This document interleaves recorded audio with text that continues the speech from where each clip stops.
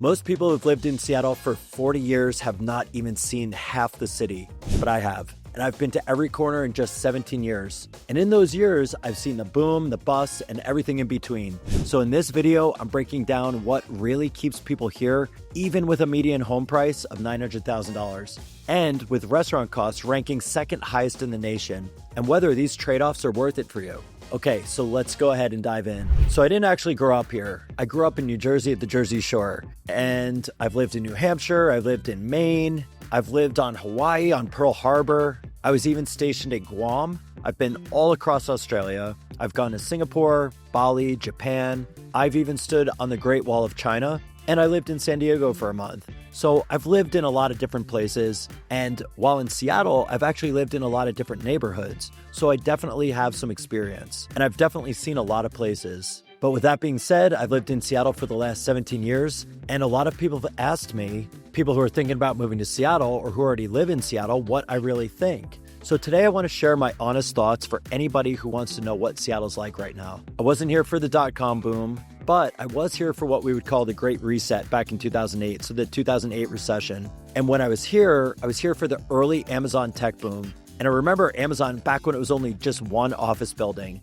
They didn't have the whole South Lake Union campus. They didn't take over the entire city. So I watched it go from what people called the crane capital of America to now I don't think there's a single crane that's building new commercial space downtown. And I've seen all the changes Seattle's gone through from the past to where it is today. And I've been here long enough that I have a good idea of where the city's gone and where the real feel for the city is now. And here's the thing. There are a lot of people who live here who are very biased towards Washington just for the pure fact that they grew up here. And the funny part is that when you come from another place, you're kind of an explorer, or at least I was. And I'm just kind of an explorer and an adventurer by nature. So when you meet people who live in the city and they say, well, I've never been to that neighborhood, or yeah, I've actually never been to that town. Honestly, Sean, I don't know. I've never been to that area. And I'm like, how could you have never been there? You've lived here for 40 years. But that's the thing about Seattle. That's the thing about Washington. People stay in their little bubble. I have met people who've lived here for their entire lives, and they've never picked up and gotten on a ferry. They've never gone over to Bainbridge. And meanwhile, in my first month, I did it because I just thought it was something you have to do. Thought it was required. It's part of living in Washington. And since I didn't know any better, I just went out and I explored all the different areas. So I've been all around Seattle. I've been all around the city, all around the different neighborhoods, and all around the state. And my job has taken me to all those places too. So I have a point of view that really gives me a good understanding of what it's like to be here. So I think all that exploring really gives you the true story, not just all the surface level stuff. And so later, when I break down the housing costs, you'll see exactly why the locals stay here and overpay $50,000, $100,000. They don't know which neighborhoods have better value because they've never gone to check them out. But first, I want to show you exactly what keeps people here, even with those high costs. Here's what nobody really tells you about Seattle. And this is something you just don't find out until you've been here for about 10 years. You get everything you would expect to get in a big city, like world-class restaurants, pro sports, and lots of different neighborhoods. But Seattle really stands out from other big metros in some very unique and special ways. High-end restaurants are a big deal here. We have places like Canlis, which was built by Peter Canlis and opened in December 1950.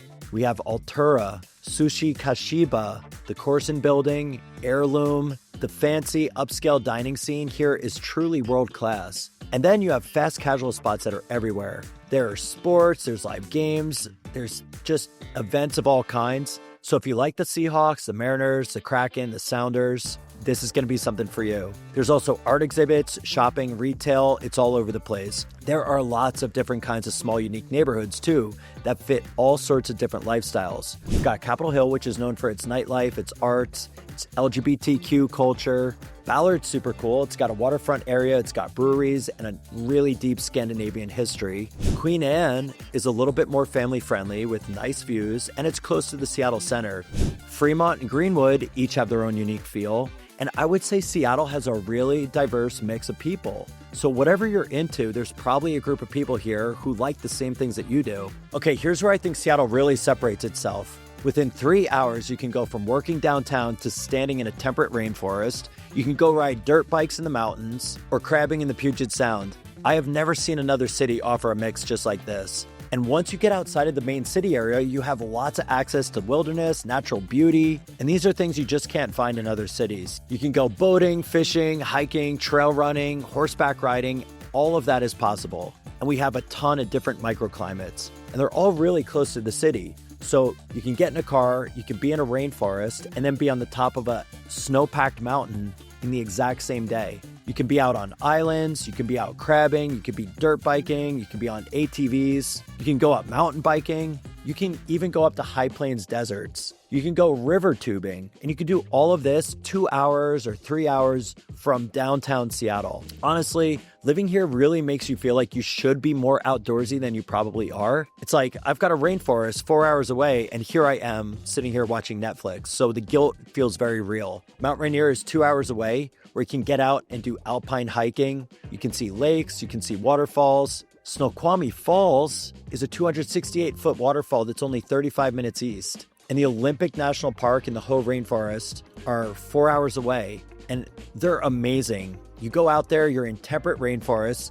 The beaches are unbelievable. If you've ever seen Goonies, you'll know what I'm talking about. And there's also Mount Olympus, which is about 8,000 feet high. You've got Stephen Pass for skiing. That's 2 hours away. The islands are easy to get to. Bainbridge Island is only 35 minutes by ferry. You've got Whidbey Island, Vashon Island. The San Juans are mind-blowing. You can go up there for a day trip or a weekend getaway. And the Washington coast is super rocky with sea stacks, driftwood beaches, tide pools. So if you've ever seen the movie Goonies, it feels just like the Goonies. It feels untouched. It feels like it's got natural beauty. And honestly, I've never seen another place like it on Earth. You can go dirt bike riding. You can ride ATVs in the Tohoya State Forest, about 30 to 60 minutes away. You can go tubing on the Snoqualmie River with 3 to 5 hour floats. You can go out rafting on the Wenatchee River in Leavenworth. There's water activities, including kayaking on Lake Union, kayaking on Lake Washington. You could go out boating on Puget Sound. You can go out fishing for lindcod and steelhead. You can go crabbing in Puget Sound from July through September. And then you can actually go back out again October to December. You can go whale watching in the middle of June to September. And if you're an outdoor person who does not want to give up your tech career, I would say Seattle is the place for you. Here's something else that I found is amazing. You can go dirt biking at Tohoya on Saturday, and then you could be back at work coding for Amazon or whatever it is you do back on Monday. And you really can't do that in San Francisco or New York. You definitely can't do it in Chicago.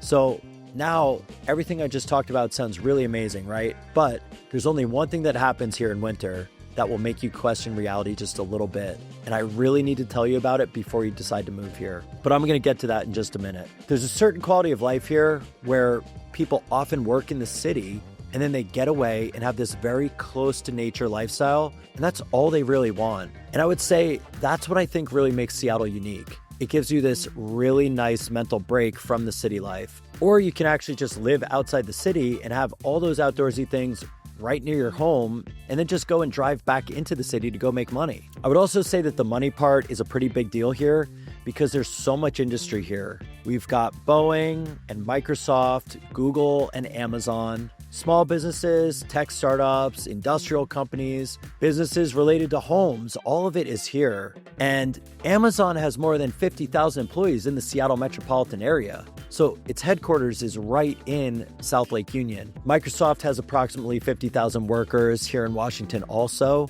and their main campus is in Redmond. But I wouldn't say it's just all big tech. You also have big healthcare. You've got the UW Medicine Center, you've got Fred Hutch, Seattle Children's, plus a really strong finance, real estate economy, green energy, biotech, just a really varied mix of jobs. And I think a lot of those industries are really underrated. The top in-demand jobs in 2025 are software developers, data analysts, nurses, cloud infrastructure specialists, construction project managers, and sustainability consultants. So you can work in the city and you can get out to nature on the weekends. You could probably afford both parts of that life. That balance is what really keeps people here. For families, that mix is huge. Your kids can grow up with real nature access, not just city parks. I had one client's family move from Manhattan. Now they're teenagers and they go kayaking on the weekends, and they love doing that because otherwise they'd be stuck in condos, they'd be stuck in the house all weekend. That is a totally different kind of childhood. So all these chances that you have in Seattle to build a high-paying career are the reason that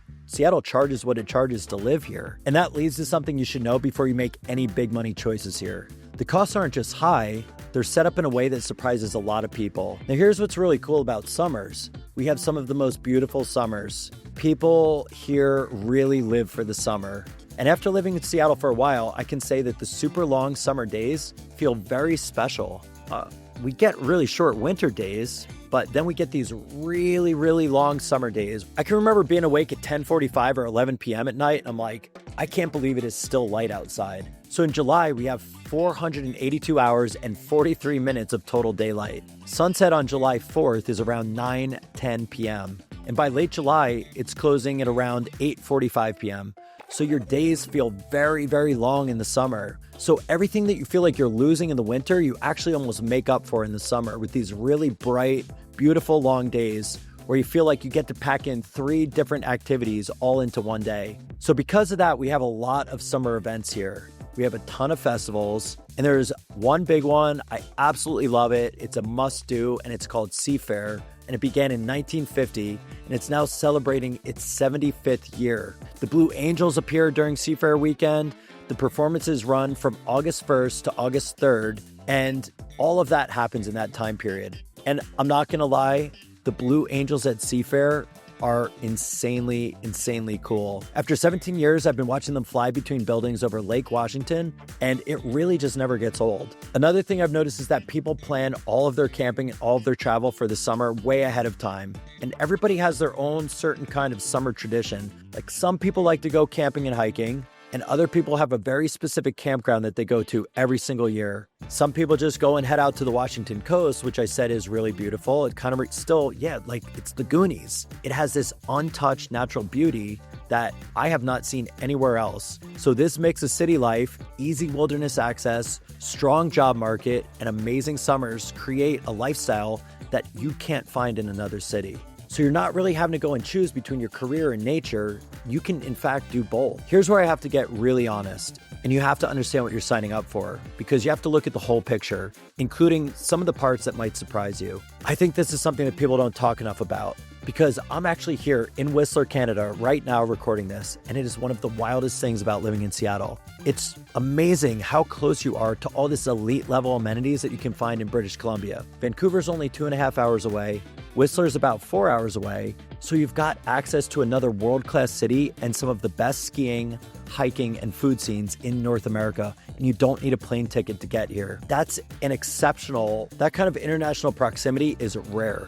And that adds a whole new layer to what makes life here so rich. Okay, so you wake up on a Tuesday in February, and you realize the weather forecast has been the exact same for 37 days straight. This is not an exaggeration. And it's not the brutal cold that hits you in the face. It is something very strange. It's this mild, steady gray that makes you feel like you're walking around in a dream state. The weather here can wear people down over the years. Seattle winters are very mild, but they stay cloudy and drizzly almost all the time. But before we talk about all the housing costs, I want to tell you when the summer actually starts here, because this is something that I think really surprises almost everybody. Don't expect summer to start until after July 4th. I've tried, it never works out. So sometimes you get a thing called false summer, and that's when the summer starts in the spring and everybody thinks this is going to be the year that it happens before the 4th of July. So then, because of fall summer, everybody thinks we're going to get an early summer,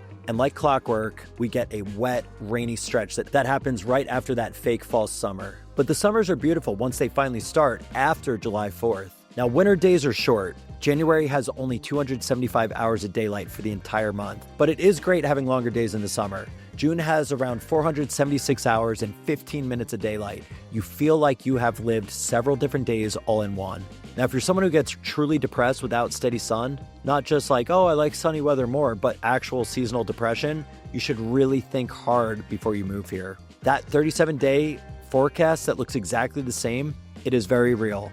And the housing can be a problem too. Affordability can definitely be an issue. The median home price in Seattle in October 2025 was $899K. Single family homes are usually around $1 million, and condos can hover between $550K to $600,000. Townhomes, they're going for $750 to $800K, and Seattle's cost of living is about 45% higher than the national average. So if you weren't remote and you could live almost anywhere, then the math is going to work out different for you. Yes, the housing is expensive, but you're getting a median home just under $900,000 for what may cost you $2 million in the Bay Area. And you're about 35 minutes away from a 268-foot waterfall. So when I tell people from New York or San Francisco that our median is under $900K, they're the ones that actually react really positively. But then I have to remind them that it also comes with 37 days in a row of gray skies. Okay, and check this out. The cost to go out to eat in Seattle is very high. It ranks second in the country for how expensive it is to go out,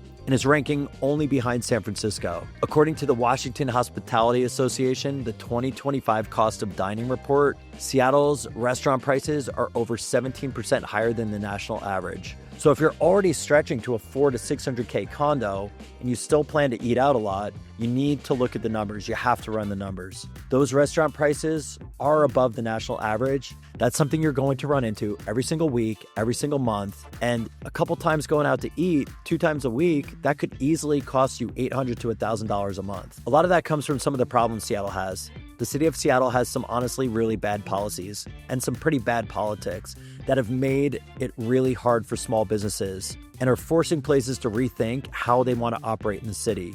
We've seen minimum wages go up, but they didn't really have the effect that the leaders hoped for. All it really did was push up the cost of goods. And as of January 1st, 2026, Seattle's minimum wage is going to go up again to $21.30 an hour. Washington State's minimum wage goes up to $17.13 an hour, and they want to raise the minimum wage again. According to the 2025 Seattle Restaurant Alliance survey, 89% of restaurants raised prices in the last 6 months, 76% cutting staff hours, 82% said they're going to raise the menu prices again if the labor costs go up even more. And then there's extra taxes that are added to DoorDash and other delivery services. That has made it so hard to even have food brought to your house. And when you do that, you're going to pay these huge fees that don't actually go to the drivers. They go back to the city. What you've got is you've got a moderate to conservative state overall, but then you have these blue cities that are making up a lot of the rules for everybody. So Olympia and Seattle, they're dictating how everybody's going to live. And these really blue city areas end up deciding how